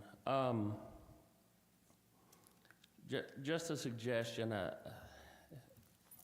we as a council have to be very responsible with our money, and watch what we do. I mean, everything is based off of numbers, and luckily our city staff does a phenomenal job where the city is financially strong. I'm not so sure that we should close it right now. I think something that we might could consider doing, not saying it's not going to get closed in the future, but if we open the pool this year for that's budgeted, as you say we are right now. For the 2026. For the it's budgeted for the 2026 year. Mr. Mayor, it's... Till July. Till July, yes. Right. Yeah. Yeah, I guess I need to, so it would be, we would have to come up with another 4 weeks. 4 weeks. Which estimated cost would be, That's on top of what we need to spend to get the pool to open it this year. We have some right. added But expenses. if it was open and running, what would it cost us About $75,000. to maintain the other 4 weeks? Okay, So that's for the entire summer. And that's a high-level number, too. So yeah, that- okay. So if for some reason we go through with keeping this open this summer, which I think everybody's leaning towards, I would highly recommend that these people that all want it open, I've had numerous calls, numerous days, it hasn't ended. Instead of, and I would say 90% of the people say, I grew up there and it was fun back then. But what I want to see, if we go through this, if everybody wants to maintain it and see it open and remain open for the future, attend the pool. Take advantage of the amenities we have. I guess basically what I'm saying, it's up to the citizens at this point to make that decision. You guys our staff has got countless hours and research and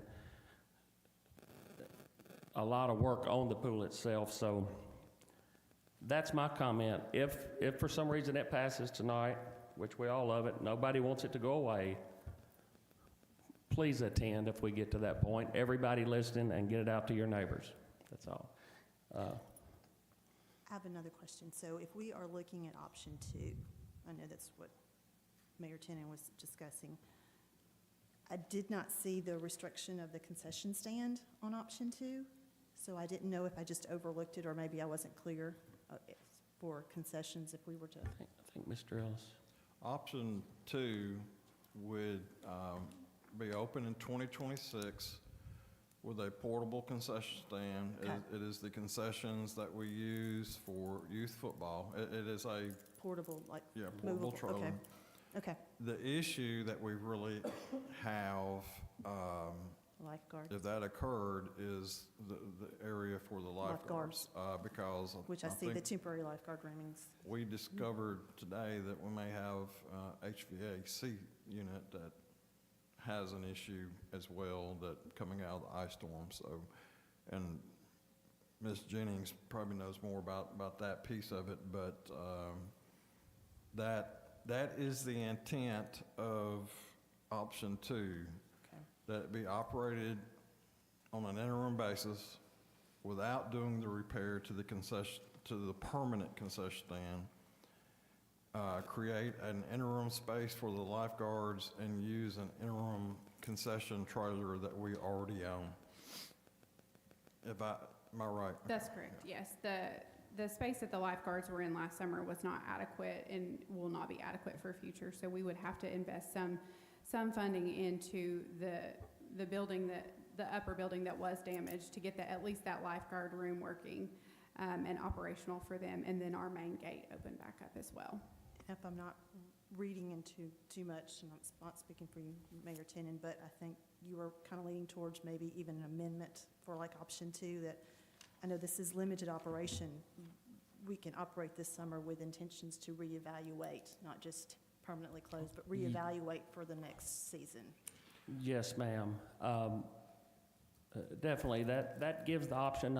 I hate to just say we're done forever, but it's got to basically prove itself to maintain. And yes, we're not looking for profit, but at the same time, we've got to be smart with our money.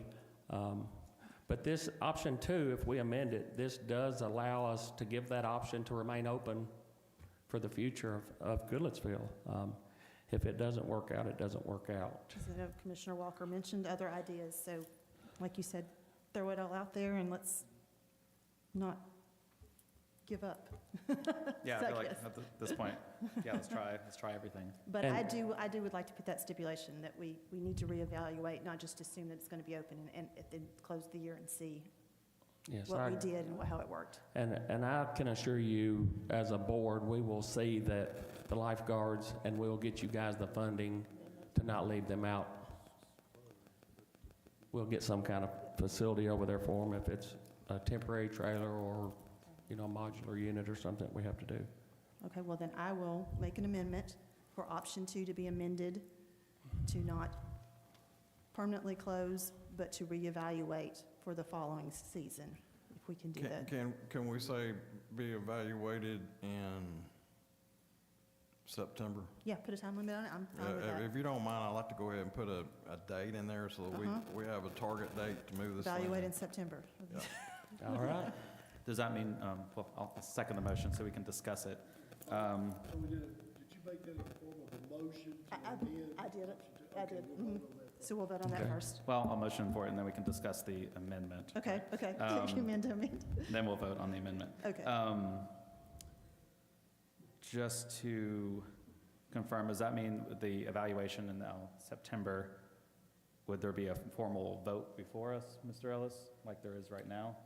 Is that what that evaluation Well, I mean, would be? I believe if we're going to evaluate it in September, it would have to have a vote because, you know, the way this is written right now is it would be open with limited operations, but with the intent to be closed.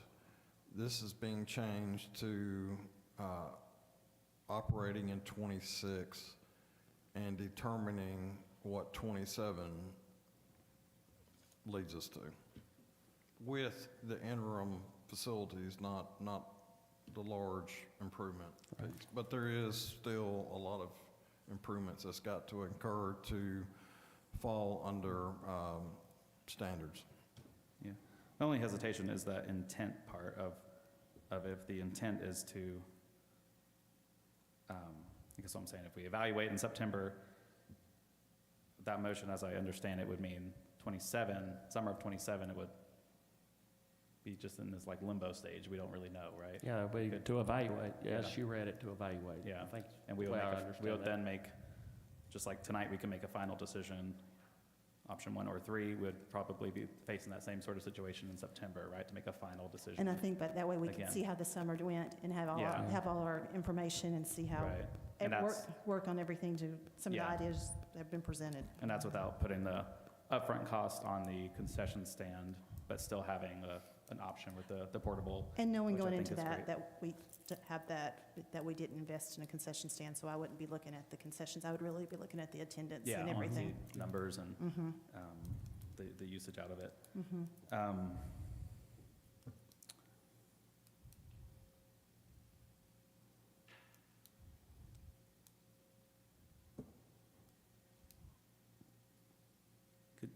I just want to make sure I'm clear on the motion, though, because option 2 does say, no further swimming seasons shall be scheduled, so.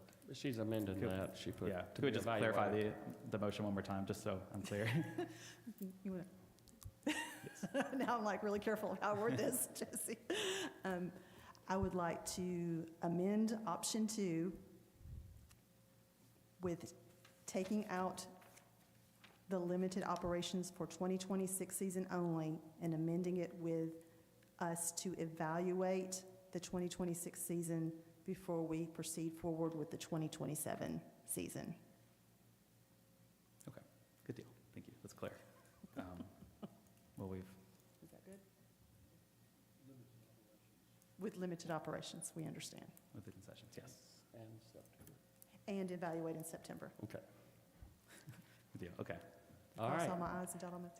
So that's, I think we can vote on the Amendment. amendment. So the Do we have amendment's the on the amendment, table. do we have a motion to amend it based on the language as Vice Mayor presented? I'll motion to approve. All right. I'll thank you. second. amendment. Second. All right, all in favor say aye. Aye. All opposed? All right, do we have a motion to adopt as amended? So moved. Thank you. Do I have a second? I'll second. Thank you. All in favor say aye. Aye. All opposed? Resolution passes with a 5-0 vote. 3. Thank you. 3-0. I'm sorry. I'm so used to saying 5. That's in spirit. Spirit. So ladies and gentlemen, the pool at this time will remain open. And I will share, this was going to be a hard decision tonight without having all 5 board members here. And with his permission, Commissioner Gilmore sent me an email and wanted me to apologize for him that he could not be here. I think he, through the running and cutting trees and working at his full-time job at the fire department, he's come down and he said he wasn't afraid for me. He's got COVID, so he said he didn't want to share that with the rest of you guys here. But he both said- gentlemen are In the same here situation. with, yes, They both, we didn't want them here, but not for were personal. unable to attend. Yes, To so- no fault of their own. Yes, so he was good with me sharing that. So anyway, Can you ask after? thank you all. I mean, the meeting won't last much longer, but thank you all, and we're going to move on to the next item. Mr. Ellis, consider Resolution 26-1317.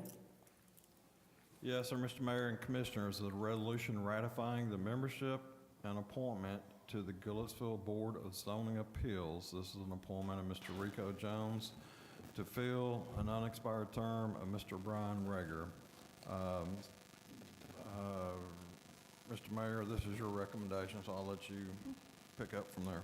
Yes, sir. Thank you, Mr. Ellis. So we had a few applications, and we try to look at everybody on a personal basis and evaluate, but Rico has served in our community as a police officer for years, just a fine gentleman, and that was my decision, was to give Rico a shot at being on the BZA, and we'll be honored to have him serve.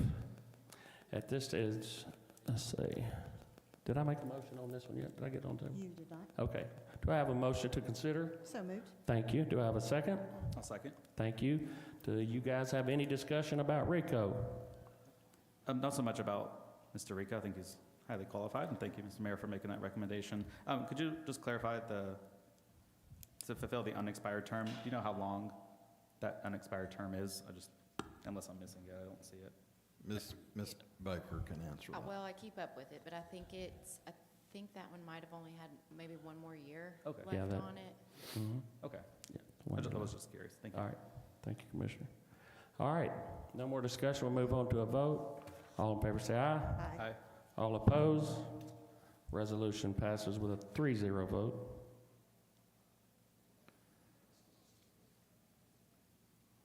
Mr. Ellis, would you consider Resolution 26-1318, please?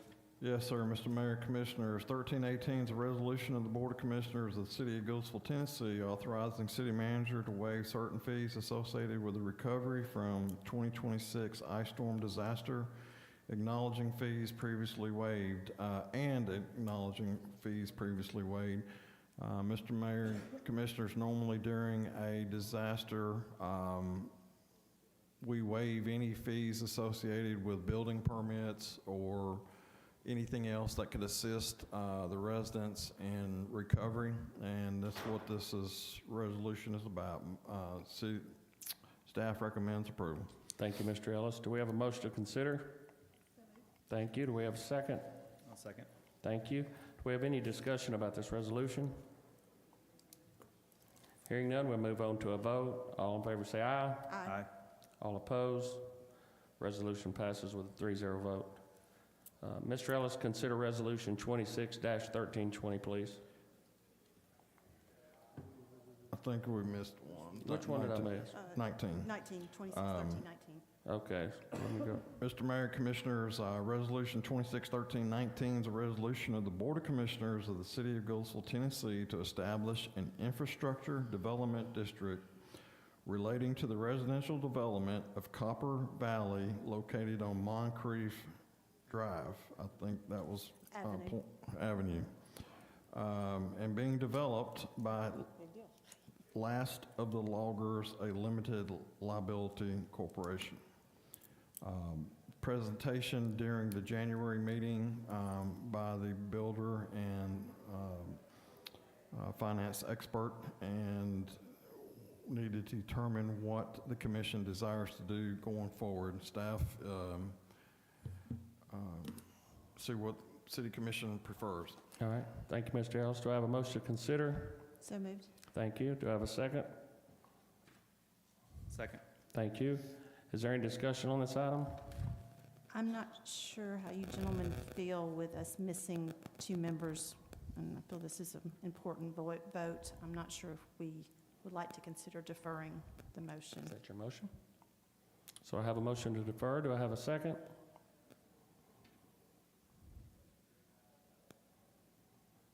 Or not? I'll second it. Okay. So I have a motion and a second. Move on to a vote. Is there any discussion on this item other than I apologize for overlooking it? And I'm with Vice Mayor. I just want to make, we have a full board to make a decision on this. If there are any more discussion before we move on to a vote? All right, moving on to a vote. All in favor say aye. Aye. All opposed? No. The resolution passes with a 2-1 vote. What point of order? It's just a deferral passes. I mean deferral, okay, yeah. And I believe there was someone here, I apologize. Thank you. Sarah?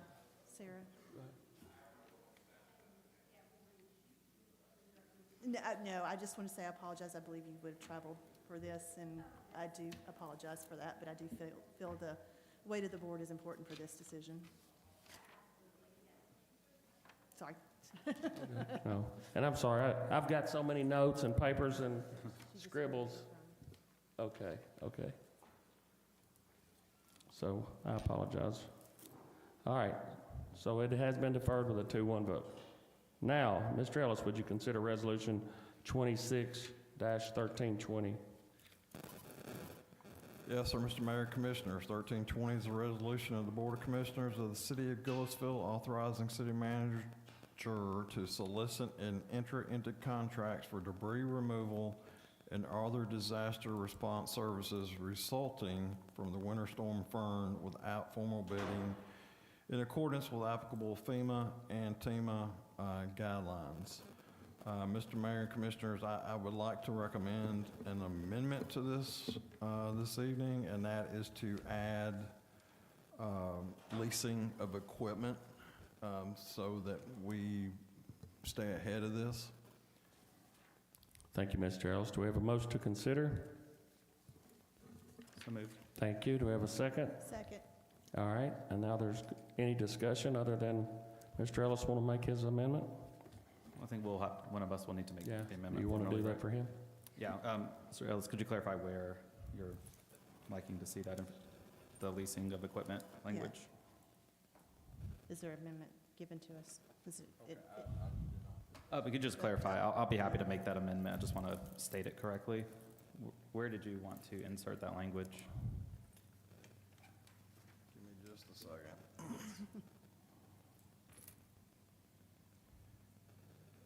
Under Section 3, authorization of the city manager is hereby authorized to solicit, negotiate, enter into contracts and agreements for debris removal, monitoring, management, and related services as deemed necessary and appropriate to address impacts of winter storm, period.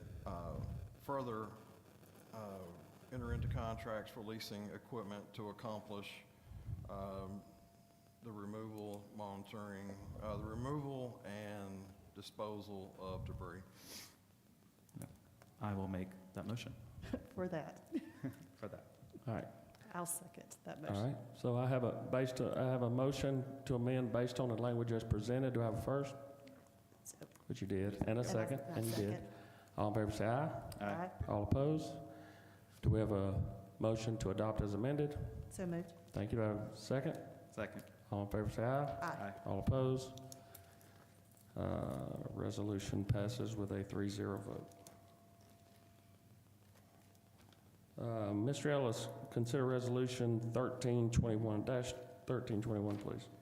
Yes, sir, Mr. Mayor, Commissioners, a resolution of the City of Goodlettsville, Tennessee, establishing emergency procurement procedures. Mr. Mayor and Commissioners, this has really nothing to do with the current event that we're in. Just like the ordinance we passed earlier, this is to carry us in the future without having to go back and do a lot of things on the back end. Thank you, Mr. Allen. Do I have a motion to consider? So moved. Thank you. Do I have a second? Second. Thank you. Any discussion, Commissioners? Vice Mayor? Hearing none, we'll move on to a vote. All in favor say aye. Aye. All opposed? Resolution passes with a 3-0 vote. I think that is the last item on the agenda. Yes, sir. It is. Any more Commissioner comments before we close the meeting? I think we're talked out. Other than, thank you all again. Thank you, city staff. Thank you for all attending. Thank you for that, everyone that spoke tonight. We appreciate you. Yes, we do. Do I have a motion to adjourn? So moved. Do I have a second? Second. All right, all in favor say aye. Aye. All opposed? This meeting is adjourned.